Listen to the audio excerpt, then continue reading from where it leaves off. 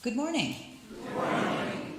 My name is Holly Swift, and along with our acting lead minister, Reverend Krista Taves, our welcome team member, Tanya Hall, and Sunday pastoral care, Carl Serbel, we welcome you to Elliott Chapel.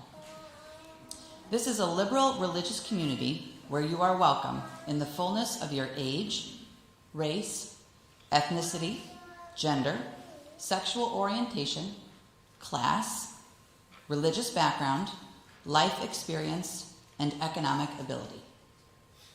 Love is the power that holds us all together and is at the center of our shared values. This land that we are on occupies the ancestral, traditional, and contemporary lands of the Osage Nation, Oto, Missouri, Illinois Confederacy, Quapaw, Ho-Chunk, Miami, and many other tribes as the custodians of the land where we reside, occupy, and call home. We recognize their sovereignty was never ceded after unjust removal and encourage your own research on tribal removal, tribal sovereignty, and the history of the land you reside. We promote the inclusion of tribal history and the incorporation of contemporary thoughts and actions into your work. In offering this land acknowledgement, we affirm and support tribal sovereignty, history, and experiences by elders past, present, and 7 generations yet to come through their continued connection to this land. If you are visiting for the first time, I'm so glad you're here, and I hope you feel warmly welcomed. If you are attending in person, you should have received a guest form. Please fill that out, including the back if you have school-age children, and give it to a greeter on your way out.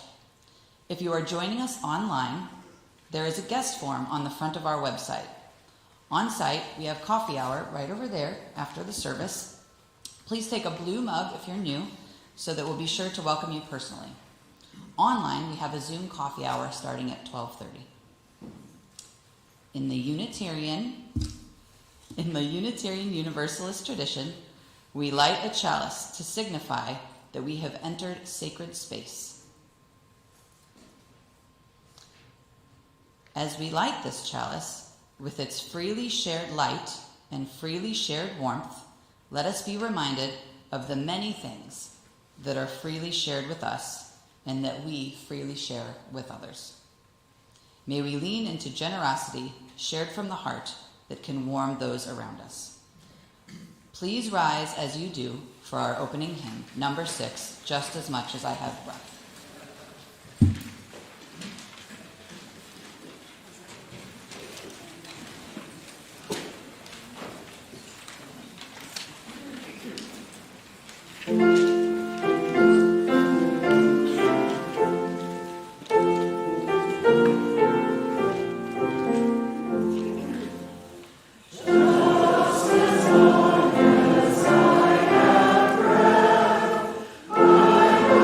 Stand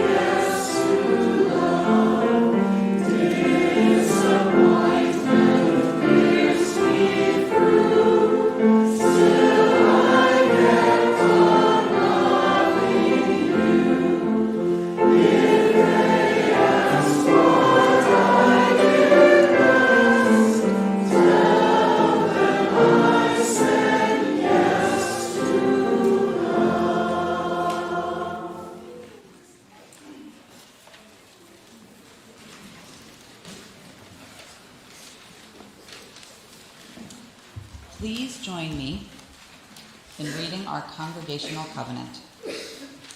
As a free congregation, we promise to one another our mutual trust and support. To create a beloved community, we promise to be kinder to each other than we have to be. To listen fully to each other with an open mind and heart.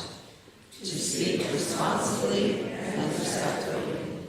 To find ways to improve our church for all members and friends.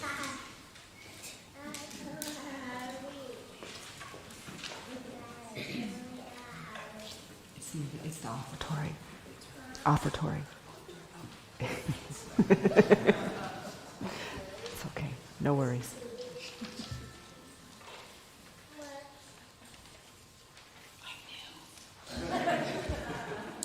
Every week, we share our offering with an organization in the community that manifests our values, especially the values of generosity and love.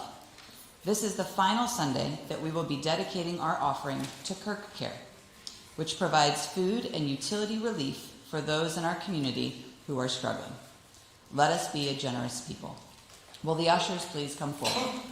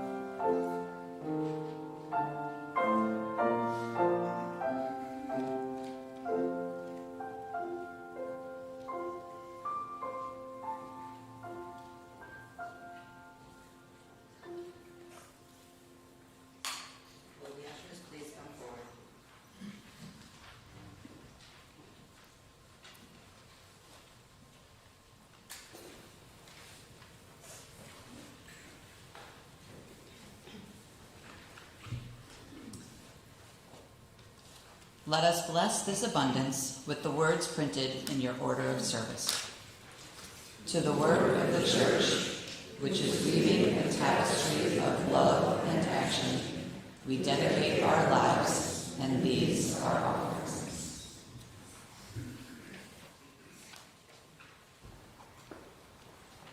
Good morning. Good morning. So nice to see you here on this rainy Sunday morning. Gosh, do we need rain? It's so nice, even though it's just nasty. So in the spirit of Thanksgiving, we're going to think about generosity and grace today. We have now entered the holiday season, which started with generosity on Thursday or whatever day that you had your Thanksgiving meal, and where we were generous with each other and we received generosity from other people. Generosity happens in many ways, but mostly generosity happens when you give something to someone else with no expectation that they are going to give you something back. You just give because you want to, You give because you are moved to. So generosity can look like telling someone how great they are, or saying the Thanksgiving meal was awesome, even if it might not have been. It can also look like giving something, like a gift, or a carefully prepared meal, or some of your time. It can look also like trust and love and patience, which are sometimes in short supply. In Unitarian Universalism, we are considering a new version of our principles and purposes that will be voted on at General Assembly this June. If you're new to Unitarian Universalism, they're in the front of the hymnal and all over the internet. They're very easy to find. And we adopted them in 1985, almost 40 years ago. And we have made good use of them. They've been a focal point for us all this time, clarifying what is most important to us. What are our aspirations? What kind of people do we want to be? What values do we want to affirm? It's been the center of most of our children's religious education programs for 40 years. But that was 40 years ago. And many of us thought it was high time for a rewriting of them, because we also believe that nothing stands still, that we change, our understandings change, the way we see need changes, the voices we want to amplify change. And actually, it's written in our bylaws that we have to review them every 10 years. That's how much we are committed to evolution of thought, evolution of values. So in the new version, we're replacing our 7 principles with the 7 values that were implicit in those principles. So we're rising up the values, and now it's the principles that are implicit within the values. And one of the values is generosity, which gives you a sense of how important generosity is in Unitarian Universalism. It's actually it's a grounding for us. This is what our new version that we're going to vote on in June says about generosity. We cultivate a spirit of gratitude and hope. We covenant to freely and compassionately share our faith, presence, and resources. Our generosity connects us to one another in relationships of interdependence and mutuality. So in Unitarian Universalism, generosity is at the center of everything we do. So to give you an example, many people come into Unitarian Universalism having been hurt by another religion. So we offer a lot of room to find your way back into wholeness. And then we expect you to offer that same room to others. So there's a continuous opening of our hearts and opening of our space for those of you who come here with significant needs from that kind of experience. You can also see generosity in the covenant that we read every Sunday. Every single line of our covenant is about how we are to be generous with one another. My favorite line is the one where we say that we ask each other to be kinder than we have to be. It's really quite a charge, that we've given to ourselves. And we're also generous with our time, our talent, our money. Everything that happens here at Elliott is because we have been generous with each other. When you're offering your gifts, you're not giving to the church, you're giving to the people. We are giving to each other. So earlier this month, many of you received a letter inviting you to contribute to our end-of-year Chalice Keeper Special Ask, a tradition that began during the pandemic.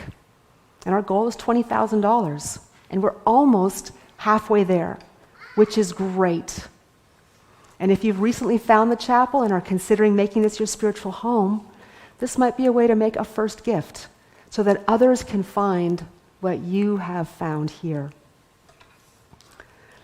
So why is generosity so important to us on top of everything else I've already said? There are several reasons. The first is theological. We see the spark of the divine in every single human heart. It burns in each heart just like this chalice flame is burning right now. This is our heart. When we are being generous to each other, therefore we are honoring each other's godliness. Because all of us are sacred. Every one of us has a sacred core. A more humanist way to say that is that we are honoring the inherent worth and dignity of every person, which cannot be taken away from you no matter what mistakes you make, no matter how you live your life. You always have an inner core of inherent worth and dignity. And this guides us in a lot of our social justice work. Why are we so active in voter engagement? Because every person has an inherent worth and dignity and deserves to have a voice. Why are we so active in immigration justice? Because everyone has inherent worth and dignity. And our justice system dehumanizes so many people that we feel it is our calling to offer and see and acknowledge that inherent worth and dignity, both in direct service and in advocacy. That's what we do. And there's so many other examples. Everyone has something good inside them, even when it's hard to see and hard to believe. And sometimes that goodness is buried more deeply than others, but it is always there. So being generous isn't just about being kind to people that we like, but also about being kind to those we struggle to like. When we are generous with each other, it helps the goodness that we were made for find its way out into the open. Now, this may sound simple, but it really isn't. Because in our society, there are a lot of mixed messages about generosity. On the one hand, we are taught that generosity is a good thing, that we're good people when we're generous, that we make things better on this earth when we are generous. But on the other hand, we are also in late-stage capitalism, which is fed by a scarcity mentality that is used to create insecurity in each one of us so that we will always feel like we aren't enough, that we don't have enough, that we have to prove that we are good enough. And that insecurity makes us vulnerable to commercialism. We always need more and more. So you better hold on to what you have and try to get more, always more, because what you have is never enough, which means that you are never enough, that there isn't this core of inherent worth and dignity in any of us. We are simply consumers. So we're constantly being dehumanized through this training of insecurity that every one of us has internalized. So in this way of thinking, generosity is a luxury for those who are enough. True generosity says that our worth and dignity isn't from what we own. And it's easy to say that, right? But how hard is it to live that, honestly? How hard is it to imagine of ourselves that we truly are enough, or that others around us are truly enough, and that generosity isn't a luxury?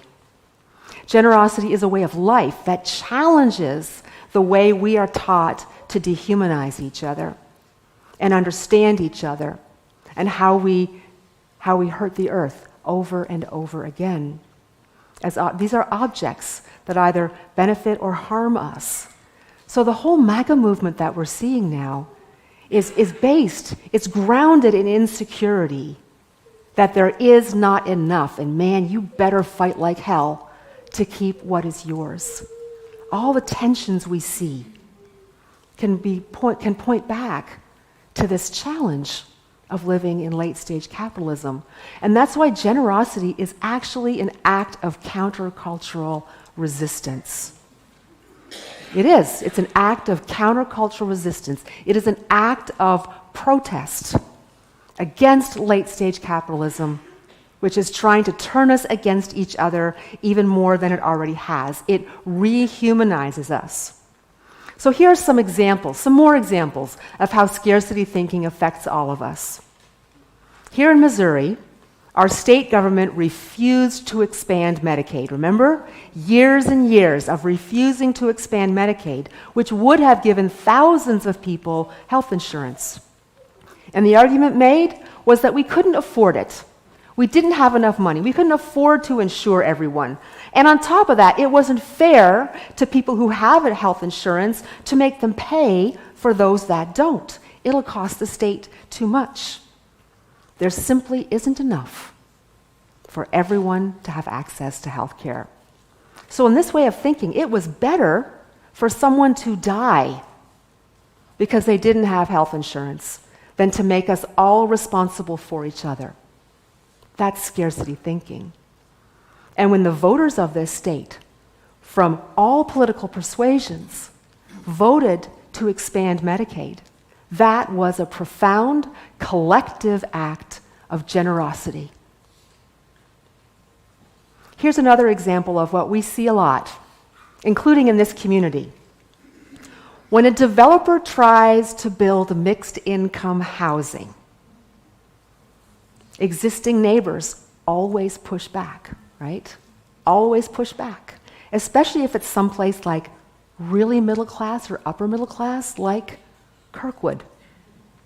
So you'll hear things like, if we allow low-income housing into a neighborhood, it will bring crime and push down our property values and threaten our way of life, right? That's what you hear. Or, there won't be room for us if low-income people move in the neighborhood. I sure want to make sure my kids are safe. Or, we have to keep them out or sell now. That is why there are almost 100 municipalities in St. Louis. Scarcity thinking, mixed in with a very healthy dose of racism, which is another form of scarcity thinking. So you see how we're trained in so many ways to think that, the pie is only this big, and there's only so many pieces in that pie. It's our insecurity, how we've been trained to be insecure, and there's no room for generosity, true generosity with a worldview of scarcity. And because there's no room for generosity, we know each other less and less, and it's easier to harm each other when we can dehumanize each other.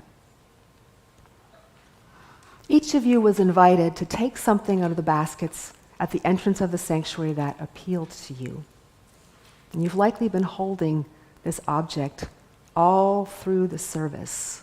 And I encourage you to keep holding this object, because I want you to invest this object with the ways you find yourself struggling with generosity.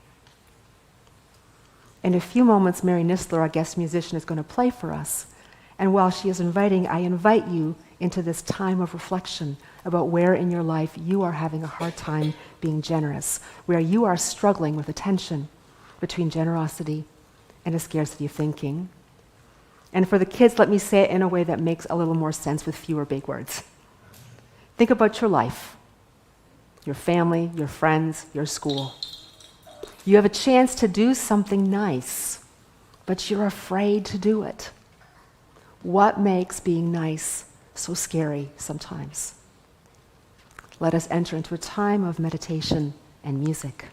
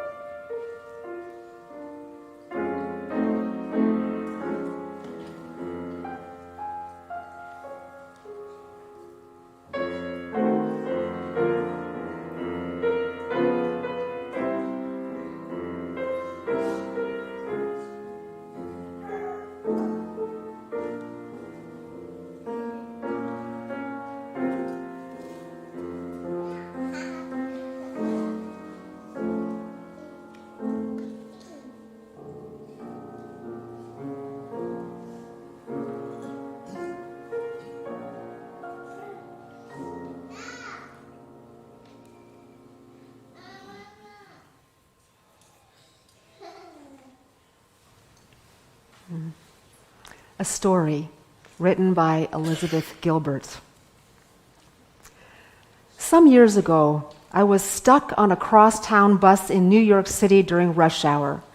Traffic was barely moving, and the bus was filled with cold, tired people who were deeply irritated with one another, with the world itself. Two men barked at each other about a shove that might or might not have been intentional. A pregnant woman got on. Nobody offered her a seat. Rage was in the air. No mercy would be found here. But as the bus approached 7th Avenue, the driver got on the intercom. "Folks," he said, "I know you've had a rough day and you are frustrated.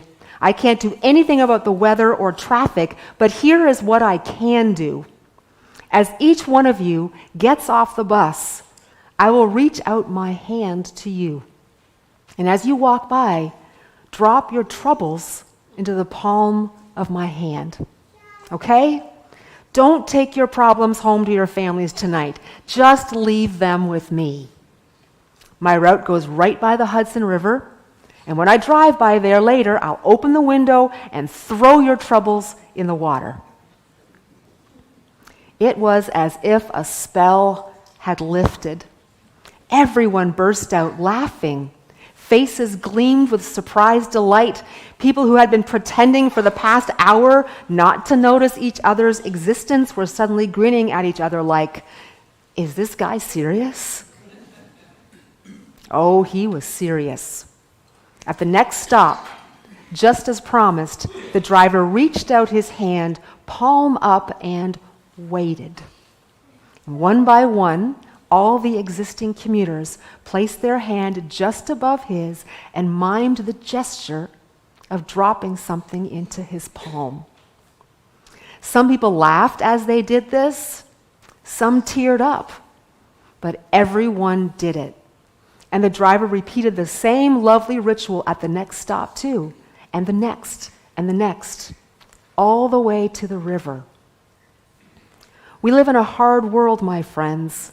Sometimes it is extra difficult to be a human being. Sometimes you have a bad day. Sometimes you have a bad day that lasts for years. You struggle and you fail. You lose jobs, money, friends, faith, and love. You witness horrible events unfolding in the news, and you become fearful and withdrawn. There are times when everything seems cloaked in darkness. You long for the light, but don't know where to find it. But what if you are the light? What if you are the very agent of illumination that a dark situation begs for? That's what this bus driver taught me, that anyone can be the light at any moment. This guy wasn't some big power player. He wasn't a spiritual leader. He wasn't some media-savvy influencer. He was a bus driver, one of society's most invisible workers. But he possessed real power, and he used it beautifully for our benefit. When life feels especially grim, or when I feel especially powerless in the face of the world's troubles, I think of this man, and I ask myself, what can I do right now to be the light? Of course, I can't personally end all wars, or solve global warming, or transform vexing people into entirely different creatures. I certainly can't control traffic, but I do have some influence on everyone I brush up against, even if we never speak or learn each other's name. No matter who you are, or where you are, or how mundane or tough your situation may seem, I believe you can illuminate your world. In fact, I believe this is the only way the world will ever be illuminated, one bright act of grace and generosity at a time, all the way to the river. And that's the end of the story. I invite you to stay seated for our meditative hymn, 1048, Ubi Caritas.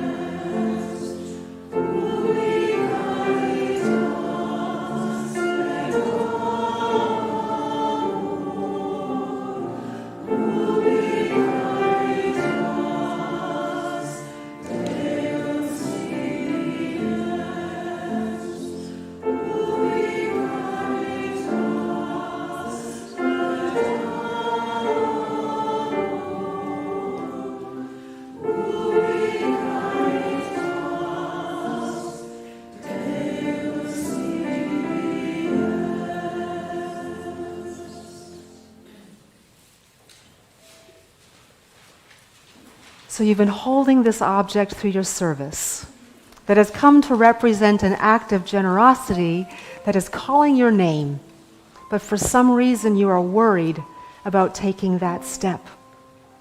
Sometimes being generous is very hard. We want to protect ourselves. We don't trust that we're safe. We don't trust that our act of generosity will be recognized and appreciated. We're afraid that we might be making a mistake or that we will give too much. It is true that there are ways to be generous that might hurt us. We're not obligated to be generous in situations where it puts us in danger. But that doesn't mean we can't think about being generous in ways that stretch us, that make us think bigger and act bolder. Sometimes we're called to be generous with ourselves in ways we haven't been. Sometimes we're called to be generous to others in a way that challenges how we have seen ourselves and them. I invite you, if you are willing and able, to take your object, which you have invested with an act of generosity that would stretch you, and put it on this tree, perhaps as a sign that you are willing to try and take that step. You may want to bring your object silently, or you may want to share a few words of what you feel called to do. And if you would struggle to come up here, raise your hand and an usher will be happy to take your object and hang it for you.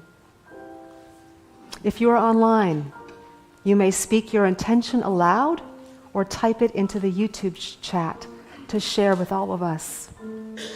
When all who wish to come forward have done so, we'll offer a blessing and then sing our closing hymn. Let us begin. We will go up this aisle and down this one, and then back to our seats.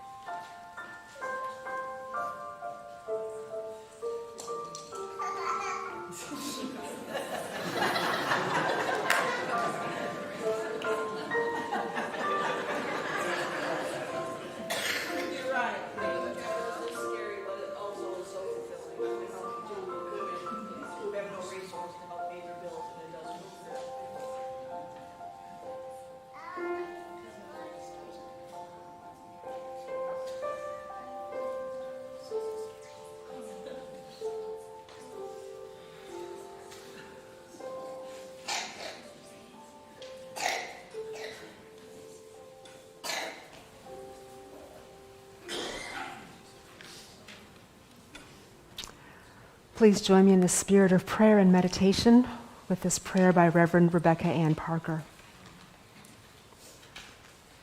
Let us choose to bless the world. Our gifts, whatever we discover them to be, can be used to bless or curse the world.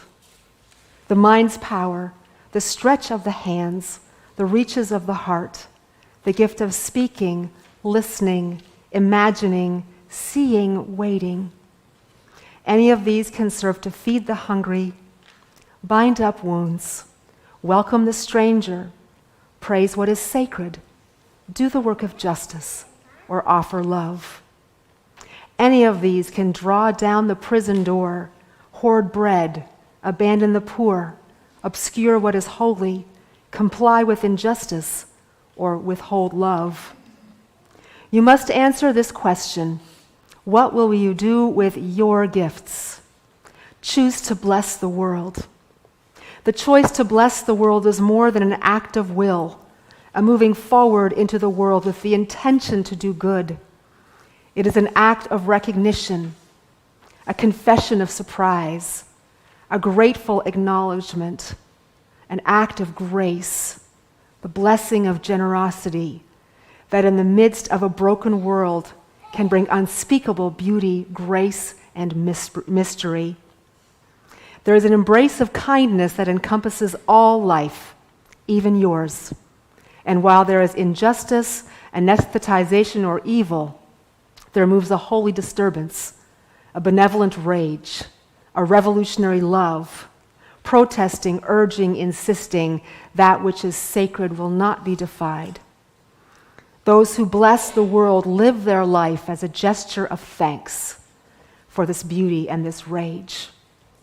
The choice to bless the world can take you into solitude to search for the sources of power and grace, native wisdom, healing, and liberation. May the choice will draw you into community, the endeavor shared, the heritage passed on, the companionship of struggle, the importance of keeping faith. The life of ritual and praise, the comfort of human fellowship, the company of earth, the chorus of life welcoming you. None of us alone can save the world together.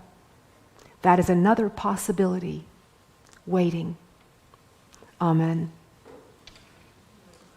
I invite you to rise as you do for our closing hymn, number 299, Make Channels for the Streams of Love.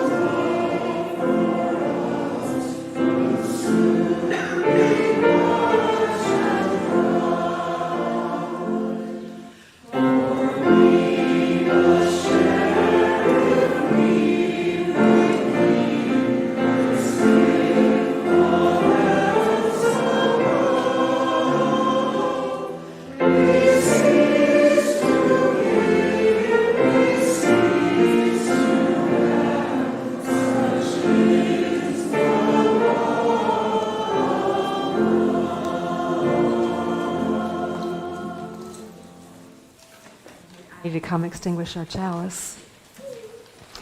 When we take fire from our chalice, it does not become less, it becomes more. And so we extinguish our chalice, but we take its light and warmth with us, multiplying their power by all of our lives and sharing it with the world. Let us be seated for one final musical gift.